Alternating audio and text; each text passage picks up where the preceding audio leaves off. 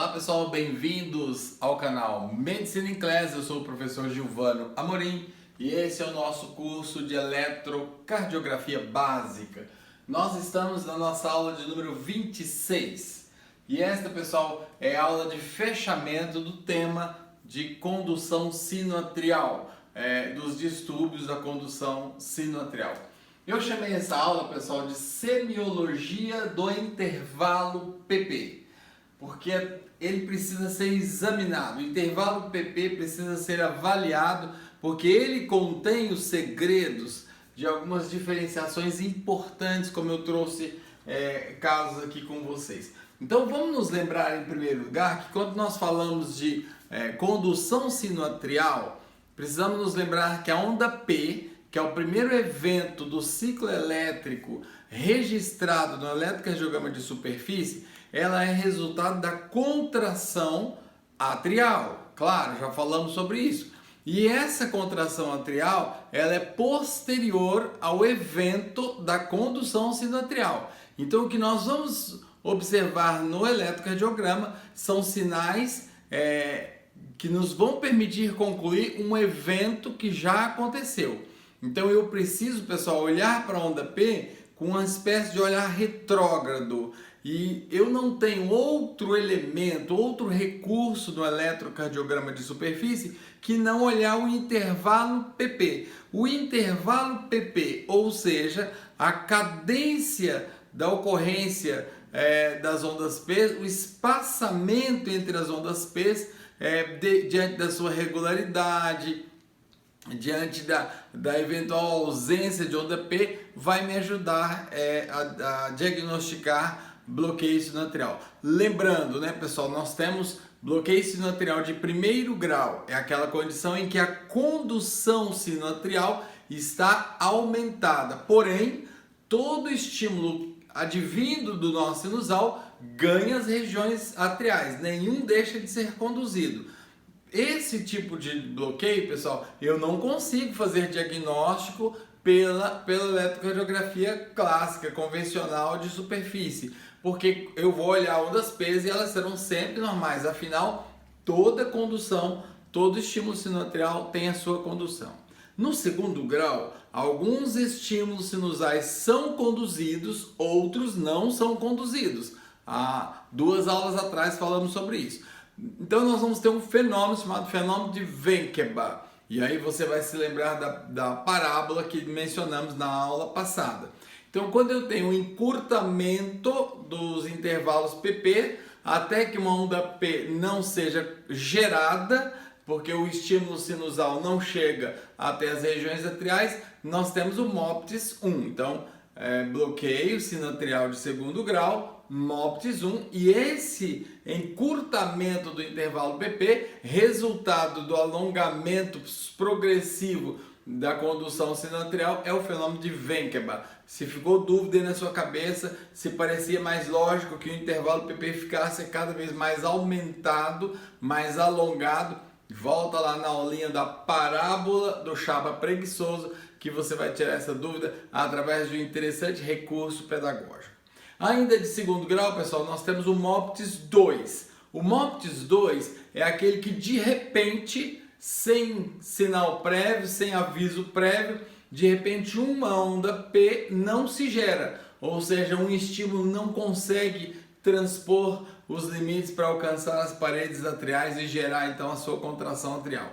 Então, pessoal, de repente eu tenho ausência de onda P. Essa condição para o eletrocardiograma de superfície é indistinguível de uma parada sinusal, ou seja, eu não sei se o estímulo se perdeu na sua condução sinoatrial ou se ele não foi gerado. Eu não consigo distinguir essas duas situações. Então, bloqueio sinoatrial de segundo grau, ele não tem como ser diferenciado de uma pausa sinusal no eletrocardiograma de superfície.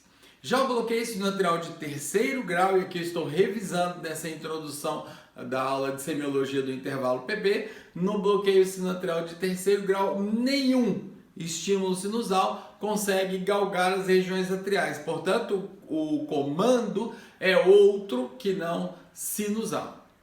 Ok? Posso então desenvolver um flutter, uma fibrilação, um marca-passo arterial migratório, uma taquicardia multifocal e por aí vai. Outro ritmo que não sinusal. Então, pessoal, com isso na cabeça, venham comigo. Aqui nós temos um traçado eletrocardiográfico. Eu vou pedir aqui um zoom. Uma senhora, 28 anos de idade, em pré-operatório de colecistectomia crônica calculosa, né? Uma pré-op de colecistectomia por colecistite crônica calculosa. Muito bem. Então, pessoal, a primeira coisa que a gente faz é ter certeza de que se trata de um ritmo sinusal. E aí vocês se lembram a caracterização, não vou ficar repetindo aqui para não alongar o vídeo, mas vou afirmar para vocês, este é um traçado em ritmo sinusal. Então eu vou observar, pessoal, eu tenho aqui em minhas mãos um compasso para fazer isso, eu vou observar a regularidade do intervalo PP. Então nós estamos aqui realizando a semiologia, nós estamos realizando o exame do intervalo PP. E notem vocês que eu tenho uma constância militar, uma rigorosa constância do intervalo PP. Então, pessoal, trata-se, na verdade, de um eletrocardiograma normal. Porém, bem pode essa paciente em pré-operatório de colecistectomia ter um bloqueio sinoatrial de primeiro grau. Eu vou ignorar, eu não vou perceber a ocorrência desse diagnóstico. Então, o diagnóstico não pode ser feito no eletrocardiograma de superfície. Então, eu preciso me atentar, pessoal, para regularidade. Se eu tenho ali um D2 longo, melhor ainda. Vamos examinar agora esse caso. Esse paciente está na sala de choque de um determinado serviço de emergência hospitalar, é um senhor de 84 anos, né, sexo masculino, e tem histórico de síncopes. Ele está prestes a ganhar um marca-passo.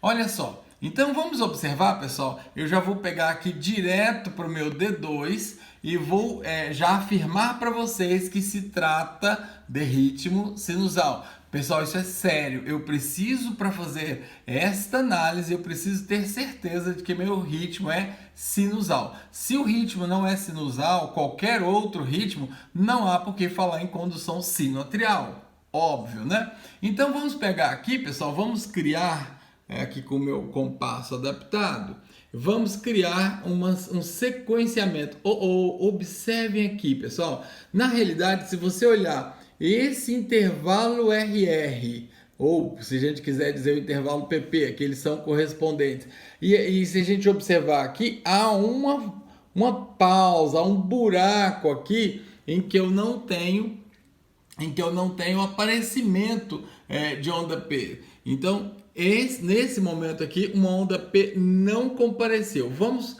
observar novamente. Olha, então aqui está o intervalo PP inicial. Aqui, onde esperaria uma onda P, vamos observar. E olha, pessoal, percebam que coincide perfeitamente com os demais intervalos que a gente tem subsequente aí.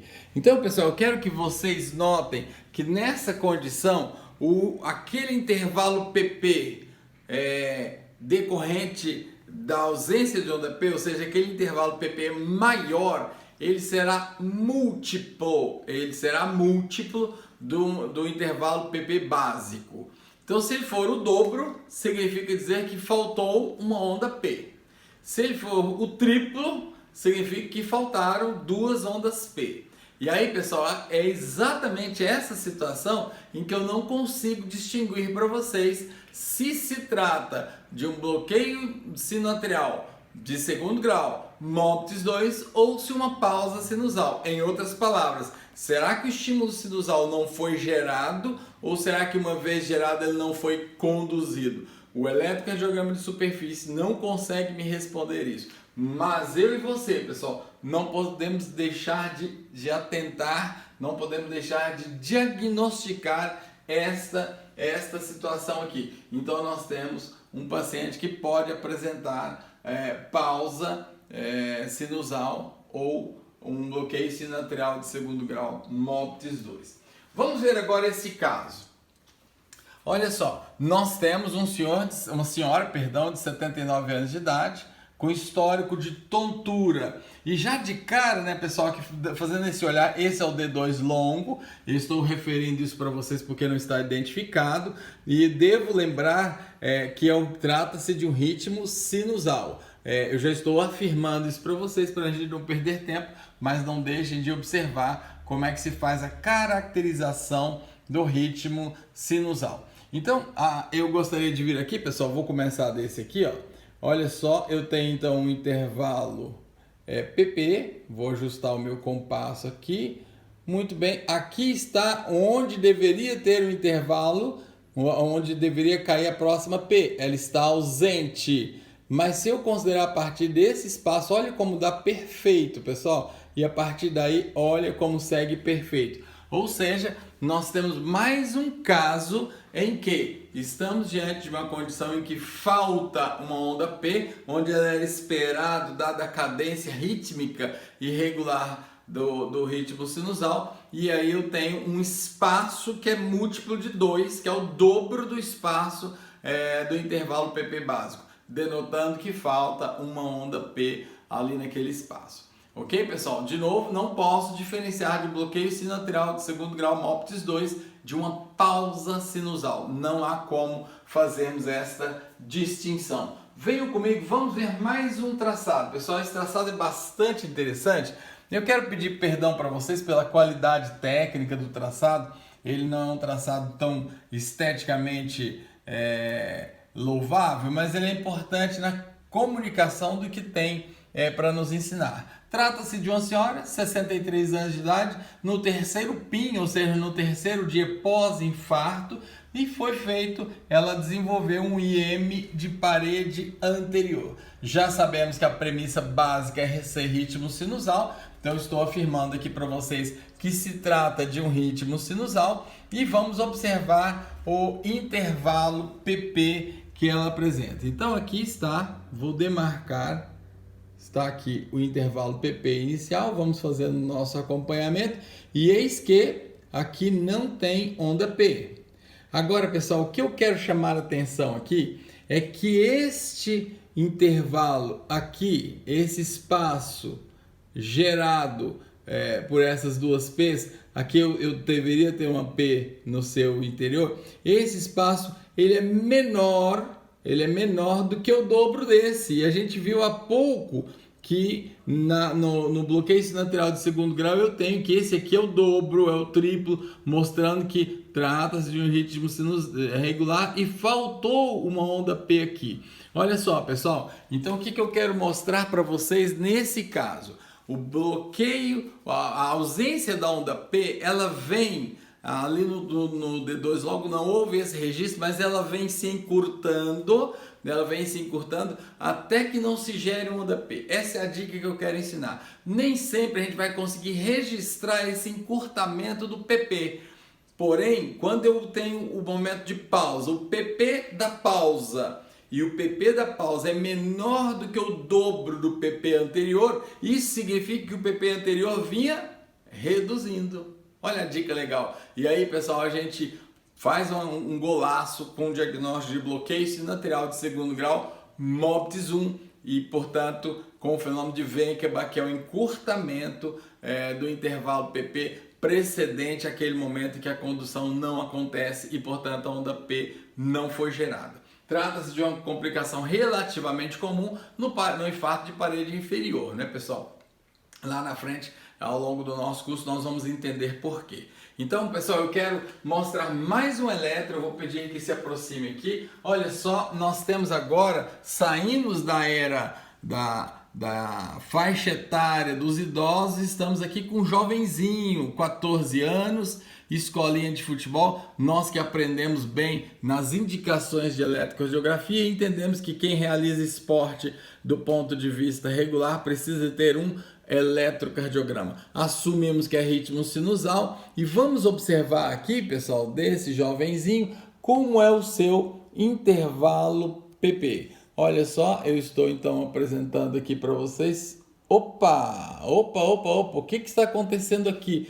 Gente, nós tivemos, olha que interessante, nós tivemos uma redução e não foi pequena não. Olha só, uma redução drástica do intervalo PP. Se você observar, vamos aqui correr ao longo da derivação D2. Olha, observe esse intervalo PP, compare com esse, olha como encurtou aqui, olha como encurtou ainda mais. Agora, pessoal, ele começa a ficar bem adensado para novamente ir se alongando. Então, a gente observa que é um padrão de encurta ao máximo, alonga ao máximo, encurta ao máximo. E se a gente tivesse aqui um D2 quilométrico, isso ficaria muito claro, pessoal. Devido à característica desse ciclo, encurta PP, alonga PP, encurta PP, alonga PP, chama-se arritmia fásica, também conhecido como arritmia respiratória. Então, pessoal, trata-se de uma condição fisiológica encontradiça em esportistas, encontradista em jovens, e ela se explica pelo aumento da frequência na inspiração e a queda da frequência na expiração. Então é um fenômeno bastante interessante que pode gerar alguma confusão quando formos avaliar o intervalo PP. Então, pessoal, não tem aquele quadro clássico em que eu reconheço a lacuna de onda P. Não há aquele desenho que eu reconheço, opa, aqui havia uma onda P. Não, há um processo cíclico, a longo intervalo, em curto intervalo, a longo intervalo, em curto intervalo. Qual é o risco? O risco é você olhar para o intervalo alongado que aconteceu lá na inspiração e entender que ali houve bloqueios de P. Então, pessoal, muita atenção. São pacientes jovens, são pacientes rígidos, normalmente esportistas. Aqui no nosso caso nós tínhamos os dois, um adolescente aí na escolinha de futebol. Então, trata-se de um quadro fisiológico. Sempre lembrar disso quando houver essa transição, ora encurta, ora alonga o intervalo PP de forma cíclica, de forma assim repetitiva, ok? De forma, pessoal, que eu fiz aqui um desenho esquemático. Eu vou pedir um foco aqui próximo para eu fechar com esse comentário com você. Então eu tenho aqui uma linha hipotética com 3 ondas P hipotéticas e com espaço, um intervalo PP que eu chamei de X. Então, se eu tenho a ausência dessa onda P, seja porque ela não foi gerada, seja porque ela não foi conduzida, então eu vou ter que o intervalo PP resultante é o dobro de cada um desses, óbvio. E essa é uma ferramenta importante, pessoal, na semiologia.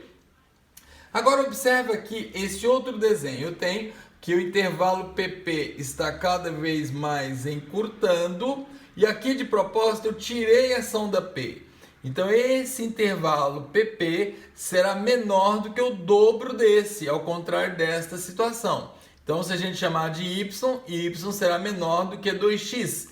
Isso é um recurso, pessoal, extremamente importante para fazermos o diagnóstico do bloqueio sinoatrial de segundo grau MOPTIS 2. Então, pessoal, tá dado o recado. Essa é a semiologia do intervalo PP, bem tranquilo. É claro que tem mais nuances, é claro que tem mais detalhes que nós vamos tratar lá no curso quando falarmos de bradicardias, mas por enquanto esse é um recurso de que você precisa, você está habilitado com essas informações a fazer um diagnóstico tranquilo, uma diferenciação bastante consciente das condições da condução sinoatrial que a gente consegue perceber no eletrocardiograma de superfície. É isso aí, pessoal. Não deixe de revisar continuamente esses temas, não deixe de voltar um pouquinho nas aulas anteriores se algo não está te deixando seguro. Obrigado pela presença, obrigado pelo prestígio aí, por caminharmos juntos essas aulas. Não deixe de deixar o seu joinha, o seu ok, se for relevante para você. Ative o sininho para receber as nossas notificações e, claro, não deixe de se inscrever no nosso canal. Nos vemos na próxima aula, pessoal. Até lá, tchau, tchau!